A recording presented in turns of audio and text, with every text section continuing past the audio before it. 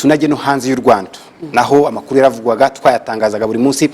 Mugenzi wacu Pasco Buhura nawe reka tumuhe umwanya. Pasco, nyirago ufite amakuru menshi wakusanyije yavuzwe hirya no hino ku isi, ndagira ngo uyatunyuriremo.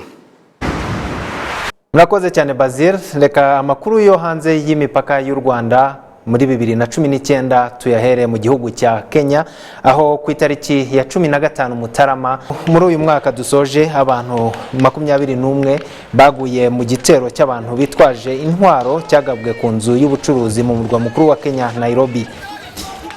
Iyi nzu izwi nka Dusit D2 iherereye mu gace ka Westlands yakomerekeyemo abandi bantu batari bake mu gitero cyahise kigambwa n'umutwe w'Abanyasomaliya w'iterabwoba Al-Shabaab ukunze kugaba ibitero ahantu hatandukanye muri iki gihugu cyohereje ingabo zacyo kurwanya uyu mutwe mu gihugu cya Somalia bituranye. Muri Gashyantare nibwo bwa mbere mu mateka umuyobozi wa Kiliziya Gatolika Papa Francis yasuye agace k'umwigimbakirwa w'Abarabu ubwo yagiraga uruzinduko mu murwa mukuru wa Leta Zunze Ubumwe z'Abarabu Abu Dhabi.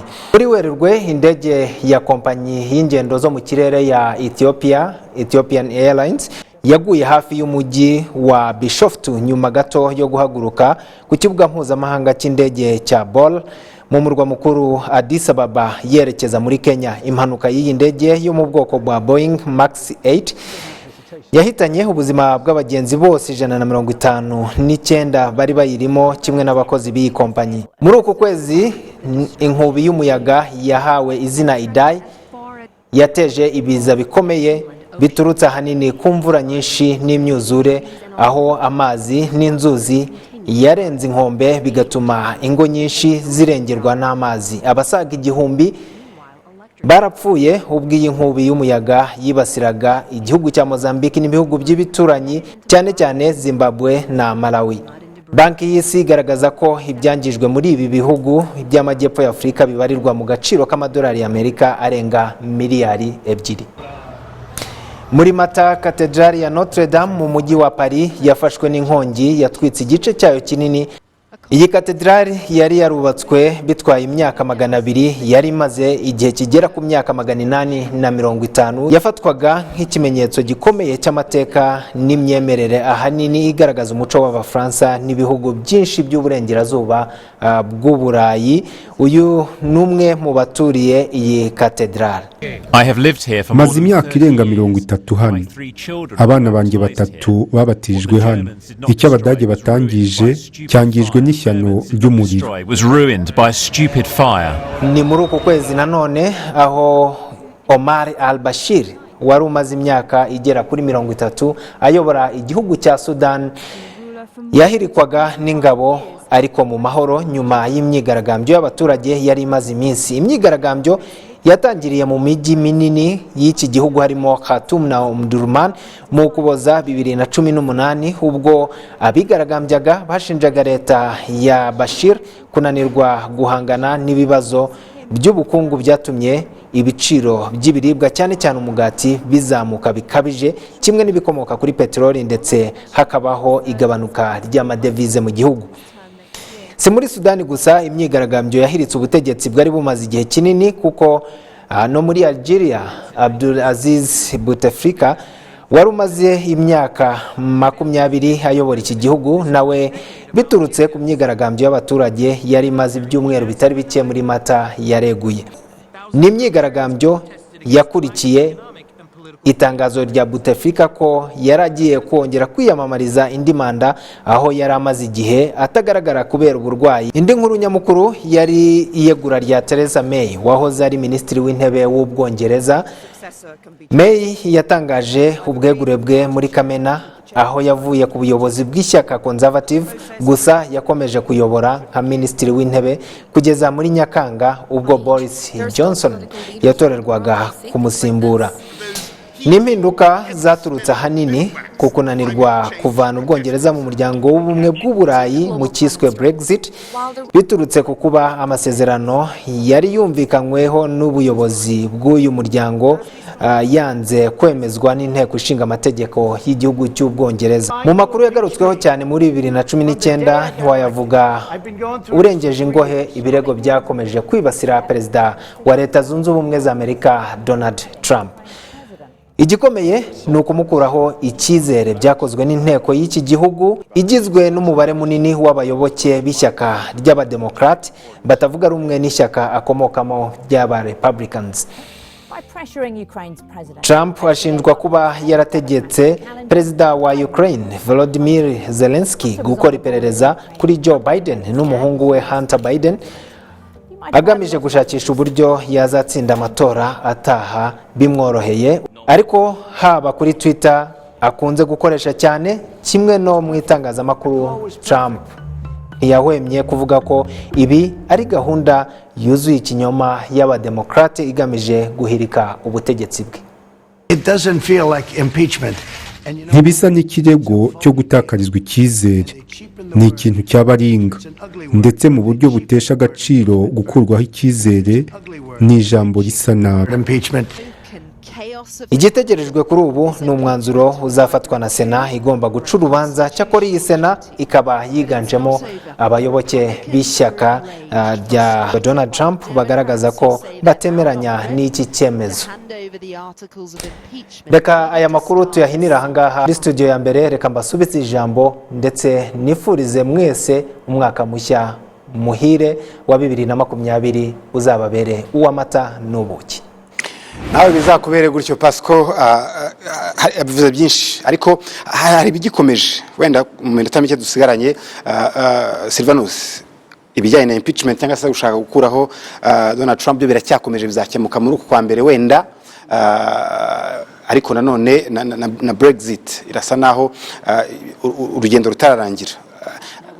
Kubera yuko kuva kiriya kibazo cyatangira mbere ya 2016 hanyuma Abongereza bakaza gukora amatora y'akamaramaka batora kuguma cyangwa se kuva mu muryango w'ibihugu by'uburayi bigize uriya muryango, hanyuma yego yabo yo kugira ngo bavemo igatorwa ku kigero cya 51%, twatangiye kubona twist, twatangiye kubona ibintu bidasanzwe nyine bituma minisitiri babiri bose begura. Ubwo ndavuga David Cameron we warushyikiye ko ubwongereza buguma mu muryango w'ubumwe bw'uburayi, hanyuma haza Theresa May we wumvaga ko uko byagenda kose bushobora kuvamo, ariko bukavamo hari amasezerano basinya hagati y'ibihugu byombi nako y'igihugu cye n'umuryango nyine wa European Union.